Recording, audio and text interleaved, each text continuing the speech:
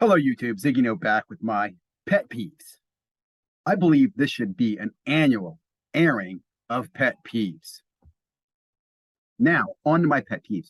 For this video, as Michael Baseball Card Collector asked, I'm going to give you my hobby pet peeves specifically to hobby influencers. Number one, when you're making a reference to others, use their name. You don't have to do it in a mean way or a nice way. Just use their name. If someone's bothering you, did something you don't like, use their name. They can't fix it if they don't know who they are. A lot of times, listen to comments. I don't know. Are you talking about me? Use my name. Number two, counting shows and episodes. This is a big pet peeve of mine. I think it's annoying. I don't care. I really don't care. And I wonder to myself, does anybody care what episode you're on, what show number, how many videos you've made? The only people I think that would care is you, your mom, and your advertisers. But maybe I'm wrong. What do you guys think about that? Oh, and just to add to that, counting seasons? Are you kidding me? And I'm specifically referring to Lucas Tigers and Bronze, who counts every episode, and the sports therapist who's on episode or season 3. Although I think he's been doing YouTube content for about 2 years. Go figure that one out. Love you guys. Next one up, transparent sponsors. Listen, I think if you work for a company in the industry, you should say that every time you start a video, but that's not going to happen. But maybe you should have somewhere in your video the fact that you work for them. Hannah at She Collects Cards, every time she bashes on some other grader, I have to remind myself she works for Collectors Universe. So Hannah, please be transparent about the fact you work for them. Another one are sponsors that you don't use. Let me go on the positive side here. I applaud those who have sponsors with tools they actually use. As an example, Neo does a great job. I don't think he has very many sponsors. It's only of things that he actually uses. I applaud that.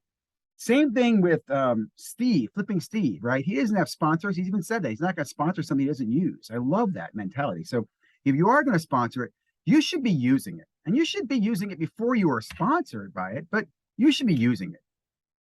Next one, is your sponsor good for the hobby or is it good for you?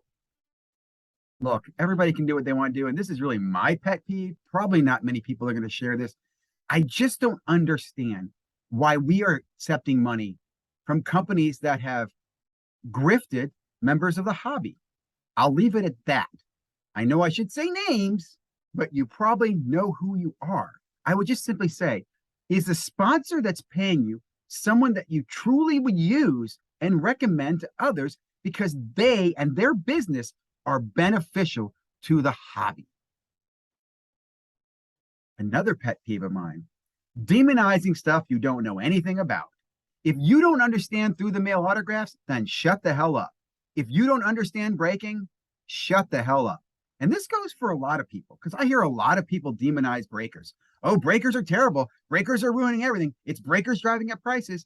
Stop. You don't understand. That's wrong. Let me first say this. This is the way I look at it.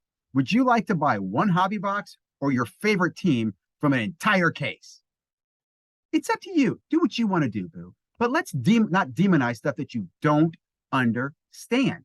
And I'll even say that to myself. Sometimes I do that, and I'm later educated in stuff I don't understand. Blocking comments.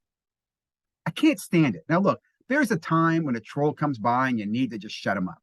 But when you have more people blocked, the great curator, than you have subs, and that's his quote, I think I have more people on my block list than on my sub list, then you've got a problem, man. Like, think about this. That shouldn't ever be the case. I think it's cowardly and it's normally hypocritical because I guarantee you somewhere in that video, the guy makes a comment. If you got any comments, please leave them below. But then half the people are blocked. Can't stand that. It's cowardly. It's immature. And it doesn't lead to any resolution. Last one I'll leave with, and it's really, I guess, a pet peeve that I guess it just come to my opinion recently, and that's a lack of code of ethics. I don't know. I guess not everybody's perfect, and I know I've given some rants and grilled some people, but if you grill them and you're wrong, come back and correct it. If you report something you're wrong, correct it. Treat people the way you want to be treated, maybe. There just seems to be a lot of hate and a lot of finger pointing. And it really seems to me that anybody can justify anything as long as they're getting paid or they have money for it. But maybe, maybe if each one of us had a kind of a code of ethics or a mission statement that we adhere to, I think it'd be fair for others. So, for example, like if I worked for Collectors Universe, maybe my mission statement would say, as an employee for Collectors Universe, I'm trying to help grow the hobby and share my stories, blah, blah, blah, blah, blah, blah, blah, blah, blah. Guys, love that your comments, feedback. Of course, one of my big pet peeves is Scotch tape. And I'm not even talking about Scotch tape from other people. I'm talking Scotch tape from manufacturers. Panini, you know I'm talking to you. When I get my redemptions, when I do get those redemptions, they have Scotch tape on them, man. That's just wrong.